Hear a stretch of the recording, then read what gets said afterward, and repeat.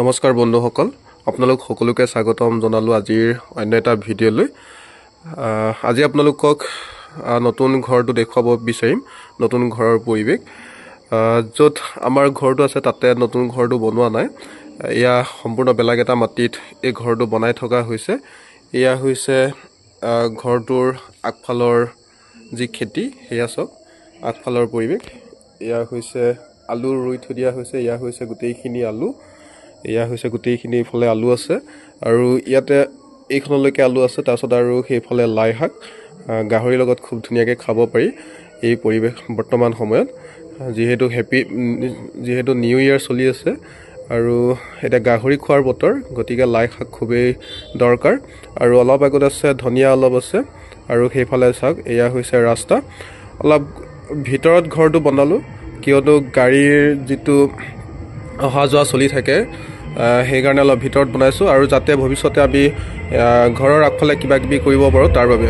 এয়া চাওক আপোনালোকে দেখিবলৈ পাইছে, এয়া হৈছে নিউ ইয়েৰৰ অৱস্থা। এয়া চাওক কিমান গাড়ী অহা যোৱা কৰি আছে, খুব পাৰ্টি চলি আছে। হয়তো চিকাৰী ঘাটৰ পৰা আহিছে। চিকাৰী ঘাটতে খুব ধুনীয়া পিকনিক প্লেচ।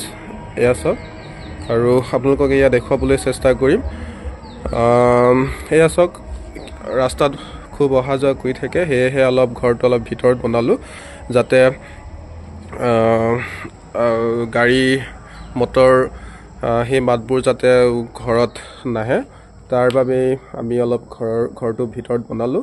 আৰু লগতে ভৱিষ্যতে যাতে আগফালে কিছু কাম কৰিব পাৰোঁ সেইবাবে সেই মাটি অলপ ৰাখি থৈ দিয়া হৈছে আগত।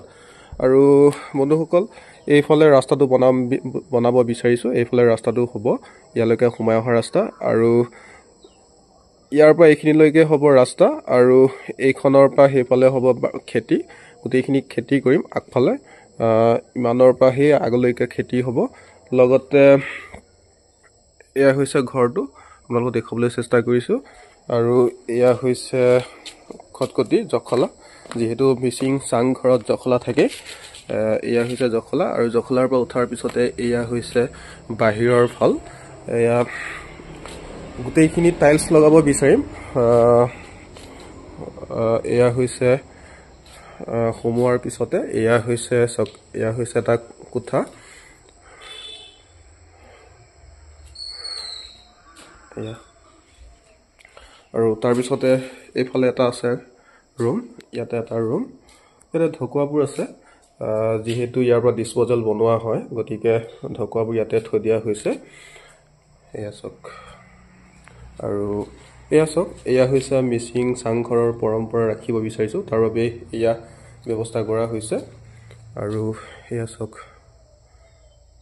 এইটো দৰ্জা থাকিব ভৱিষ্যতে যেতিয়া আৰু ঘৰ বনাম আগফালে মেইন ঘৰৰ কাৰণে, যাতে আমি সোমাই আহিব পাৰোঁ ডাইৰেক্ট তাৰ পৰা, সেইকাৰণে এই দৰ্জাটো ৰাখি থৈ দিয়া আছে। কিন্তু এতিয়া মেইন ঘৰটো বনোৱাৰ আগলৈকে এয়া সম্পূৰ্ণ বন্ধ থাকিব। এয়া হৈছে এটা খিৰিকী, কামবোৰ চলি আছে। এয়া হৈছে কিটচেন আৰু ইয়াতে ডাইনিঙৰ ব্যৱস্থা কৰিম, ডাইনিং হল। এইফালেতো গমেই পাইছে, এয়া হৈছে আগফালৰ ৰুমটো। লগতে পিছফালেও আছে। ইয়াতে নেমু আৰু আনাৰসৰ গছ আছিলে, সেইবোৰ সম্পূৰ্ণ উঠাই দিয়া হৈছে। ইয়াতে পিছতো এটা চাংঘৰ হ'ব যেতিয়ালৈকে মেইন ঘৰটো নহয়, গতিকে ইয়াত চাংঘৰ এটা বনোৱা হ'ব খেৰেৰে। আৰু ইফালে বন্ধুসকল, এইফালে যিটো লেট্ৰিন বাথৰুম ইয়াতে পিছত বনোৱা হ'ব এইখনত। আৰু ইয়াতে পিছফালে এটা চাংঘৰ হ'ব,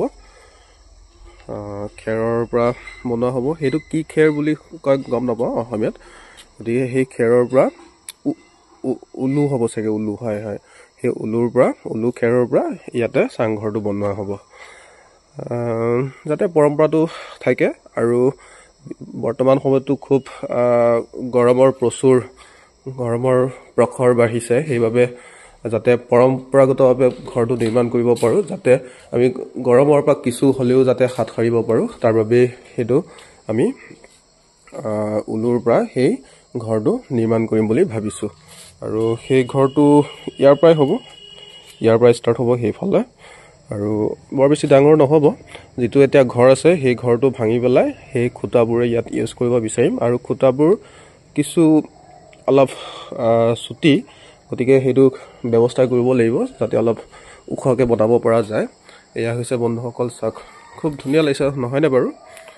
এয়া আগফালে খেতি কৰি থৈ দিয়া হৈছে। বৰ্তমান সময়ত কি হৈছে, আমাৰ অসমীয়া মানুহৰ এটা এলাহ বুলিয়ে ক'ব লাগিব। অসমীয়া মানুহ খেতি কৰিবলৈ এলাহ কৰে। বৰ্তমান সময়ত আমি মিয়া বঙালী মানুহৰ হতুৱাই আমি নিজৰ কামবোৰ কৰোৱাওঁ, কিন্তু আমি নিজে যদি অলপ চলপ সেই খেতিবোৰ নিজে যদি হাতে কামে লাগিব পাৰোঁ তেতিয়াহ'লে খুব ভাল হয়। সেয়া চাওক, সেয়া আপোনালোকক দেখুৱাইছোৱে অথনি। গতিকে খেতিবোৰ আমি নিজে কৰা ভাল। আমি কেৱল নিজৰ মাটি নিজৰ বজাৰ বুলি দাবী কৰিলে নহ'ব, চিঞৰি থাকিলে নহ'ব। আমি সেইবোৰ যাতে হাতে কামে কৰোঁ, অকল মানে মুখেৰে নহয়, অকল চিঞৰি থাকিলে নহয়। গতিকে আমি হাতে কামে কৰা ভাল। যদিহে আমি সদায় যদি নিজৰ কামবোৰ যদি আমি বেলেগৰ হতুৱাই কামবোৰ কৰোৱাওঁ, তেন্তে হয়তো এদিন এনেকুৱা হ'ব গোটেই অসমখনেই মানে অসমৰ যিটো মাটি, অসমৰ খেতি বজাৰ সকলো যেন বহিৰাগতৰ হাতত যাব। গতিকে আমি কিছু পৰিমাণে হ'লেও নিজৰ যিখিনি খাব পৰাকৈ সেইখিনি যাতে আমি নিজে কৰিব পাৰোঁ, সেয়া আমি লক্ষ্য কৰা ভাল। এয়া চাওক,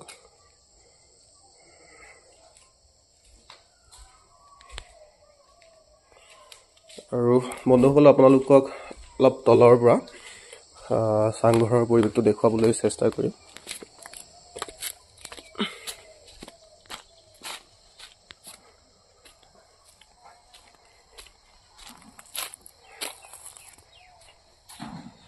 এইফালে ছাইডত গোটেইখিনি তামোল গছ ৰুই থৈ দিয়া হৈছে।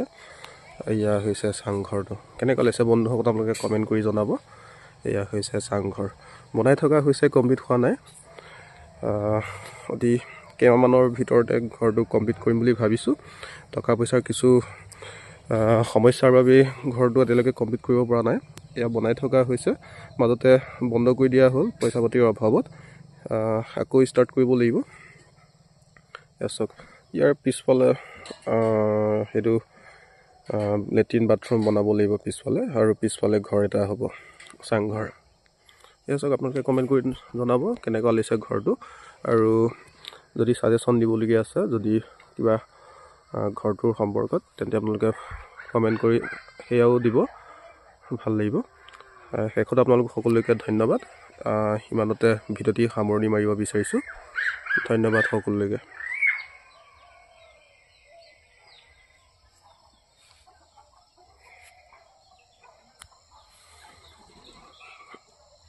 এয়া ৰাতিপুৱা কোৰ মাৰি দিছিলোঁ। এয়া হৈছে আলু পিছতীয়াকৈ কৰা হৈছে। এয়া ৰাতিপুৱাৰ পৰা কোৰ মাৰি দিছিলোঁ। এয়া হৈছে ডাঙৰ হৈছে আৰু